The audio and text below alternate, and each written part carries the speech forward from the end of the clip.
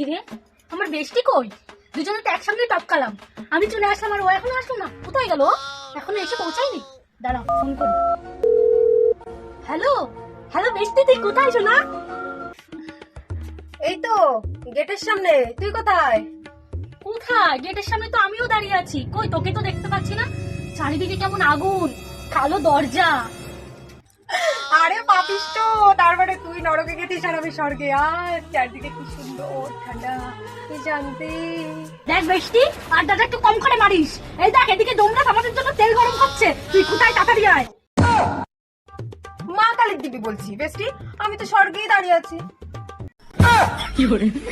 তুই স্বর্গে গেলি কি করে? তুই আর আমি যা পাপ করেছি, আমাদের তো দুইজনেরই নরকে নাচার কথা। আরে আমি এসছি তো তাই একটু ছাড় পেয়েছি। আর তুই তো জেনে নিলি, তাই তুই নরকে গেছিস। তাহলে এবার আমার কি হবে বেস্টি?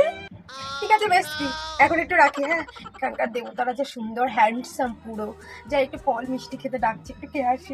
আর ইন্দ্রকে যা দেখতে না মাইরি, কি হ্যান্ডসাম। যাই হোক এখন রাখি, পরে তোকে জানাচ্ছি কি কি হলো। তেল গরম হয়ে গেছে, সৌমিতা পাপিষ্টকে ধরে নিয়ে আয়।